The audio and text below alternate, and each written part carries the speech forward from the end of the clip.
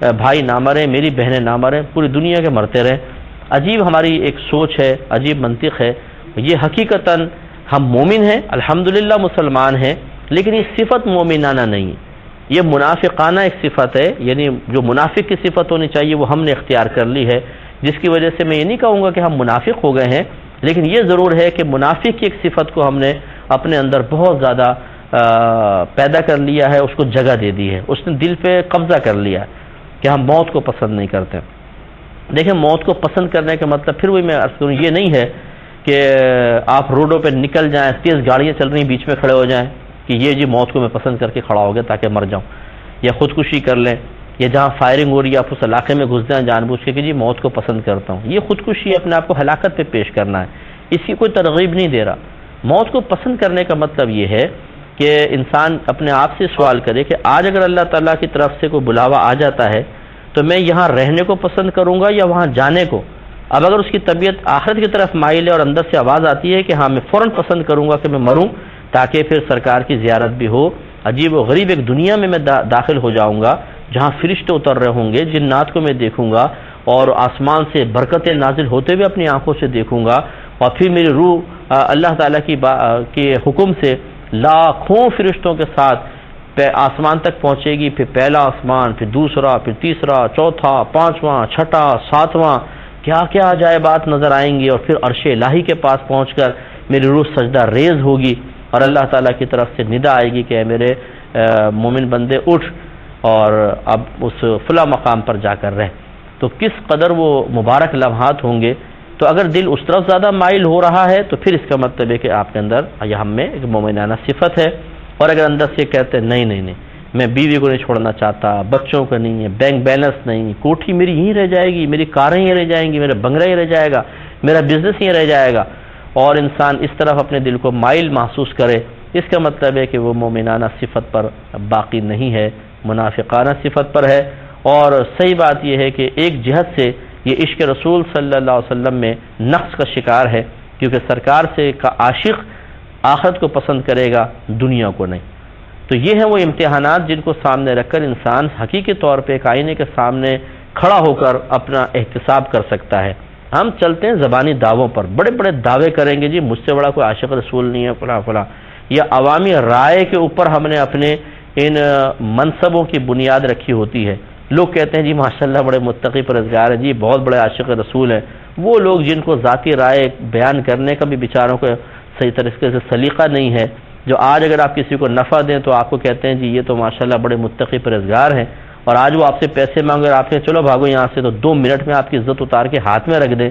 ایسے لوگوں کی رائے کا کیا اعتبار؟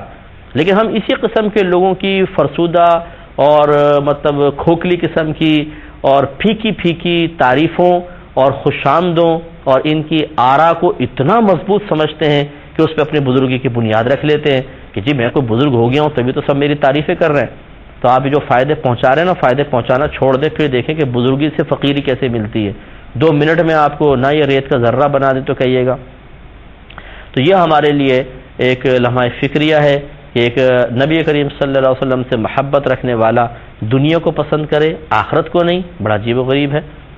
اکابرین نے ایک واقعہ لکھا ہے، اب یہ آگے ایک موضوع تو میں اس پہ عرض کر دیتا ہوں کہ ایک نیک پرہیزگار متقی نوجوان تھا جو سفر پہ جا رہا تھا، بلکہ میں پیچھے سے لیتا ہوں۔ ایک بنی اسرائیل کا شخص تھا جس نے بڑا مال و متاع جمع کیا، بہت غفلت میں پڑ گیا اس مال و متاع کی وجہ سے۔ جب بہت زیادہ جمع کیا، ایک بہت بڑا محل بنایا اور بڑی حیرت انگیز چیزیں اس محل میں جمع کی، تو پھر اپنے روب دکھانے کے لیے اور بڑکے مارنے کے لیے اپنے سارے رشتہ داروں، دوست احباب کو جمع کیا، ان کی بہت بڑی دعوت کی اور سب کو کھانے وانے کھلایا، سب تعریفیں کر رہے ہیں بھائی واہ کیا تیرا محل ہے کیا نہیں۔ تو وہ تخت کے اوپر بڑے تکبر سے پاؤں رکھ کے سوچ رہا تھا کہ اب تو اتنے برس کا کھانا، اتنے برس کے سامان مال جمع ہو گیا کہ میں کچھ بھی نہ کروں تو میری نسلیں بیٹھ کے کھا سکتی ہیں، اتنا میں نے جمع کر لیا کہ اچانک اس کے محل کا دروازہ بجا تو اور زور سے دوڑ تو اس کے خادم بھاگ کر گئے، جا کر دیکھا دروازہ کھولا تو ایک فقیر کھڑا ہوا ہے۔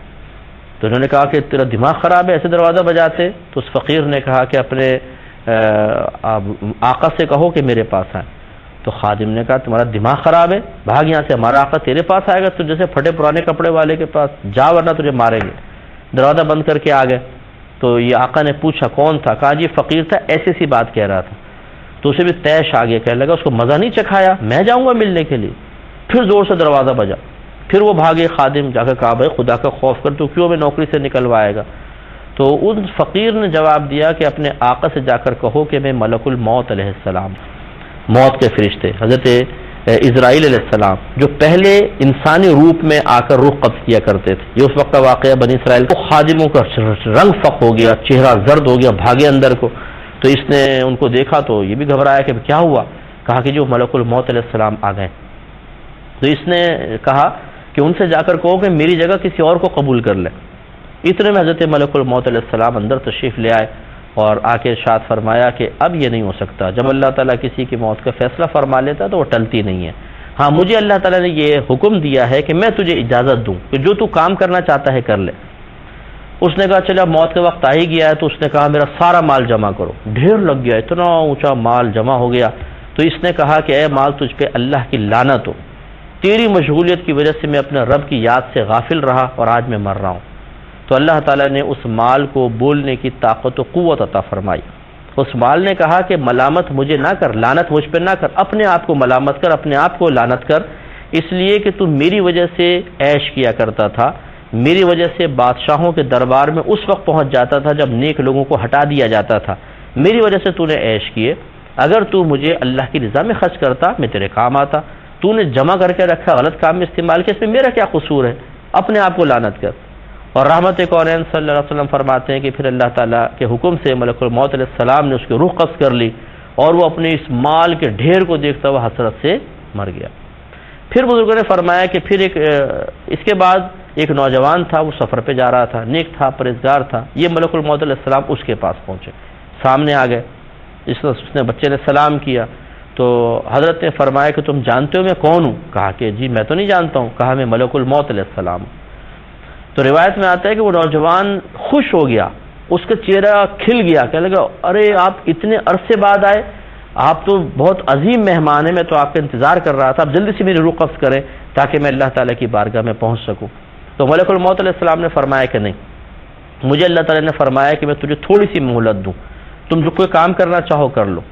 اس نوجوان کا جواب یہ کہ اللہ تعالیٰ کی ملاقات سے بہتر بھی کوئی کام ہو سکتا ہے؟ آپ فوراً میں روح قبض کریں.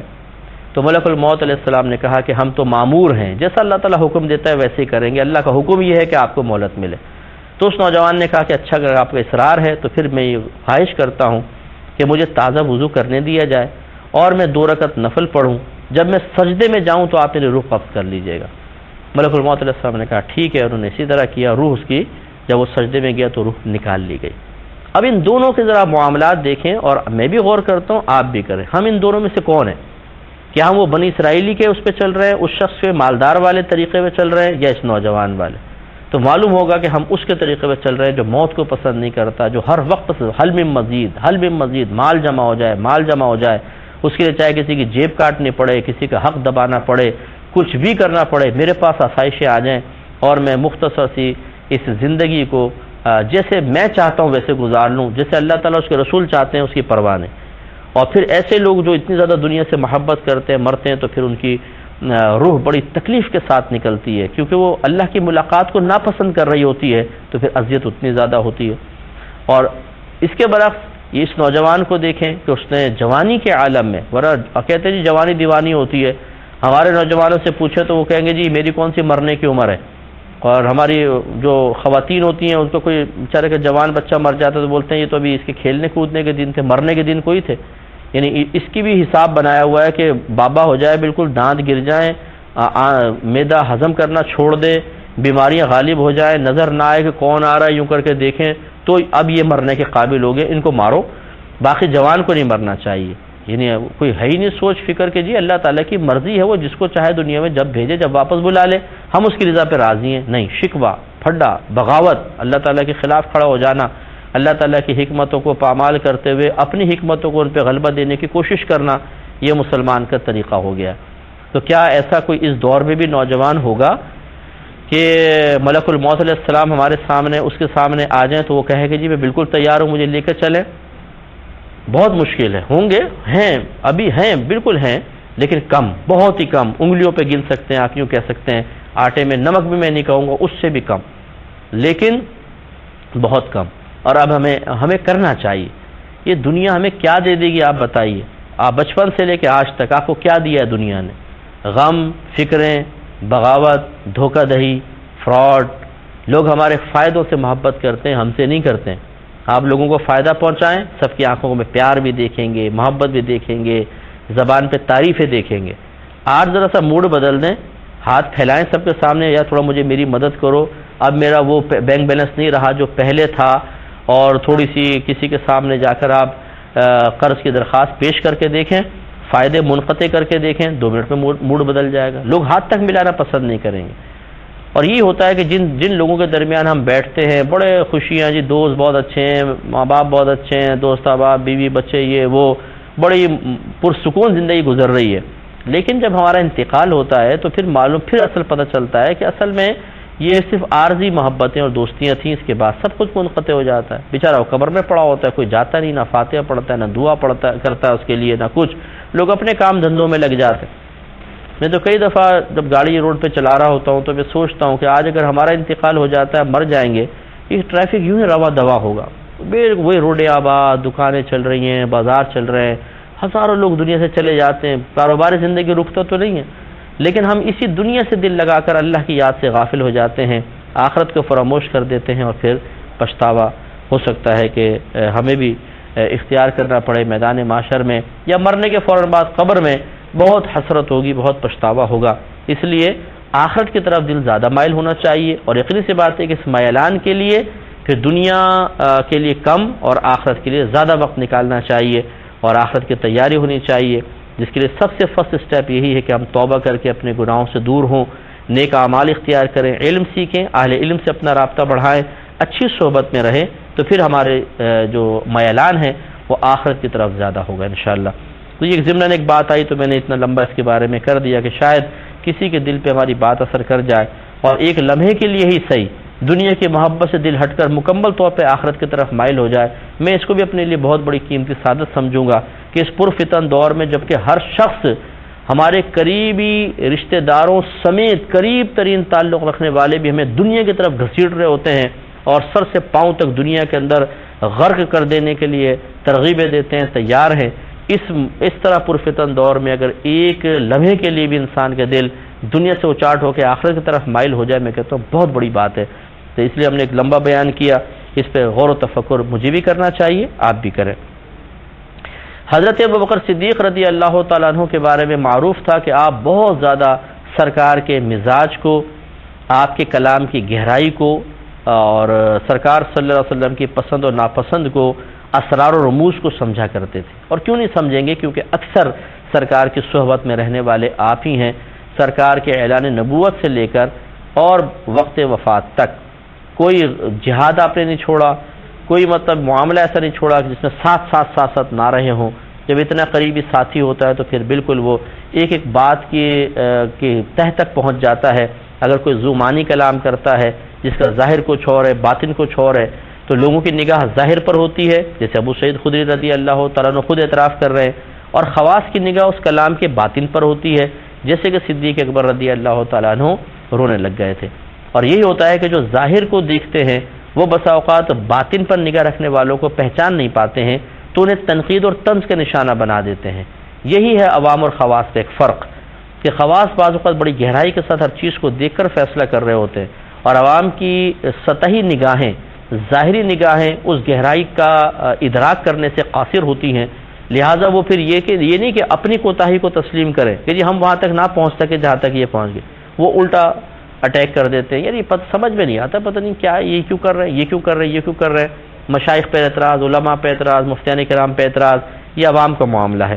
تو حضرت ابو سعید خدری رضی اللہ تعالیٰ عنہ کو بھی حیرت ہوئی کہ سرکار تو ایک بندے کے بارے میں کہہ رہے ہیں، یہ کیوں رونے لگے؟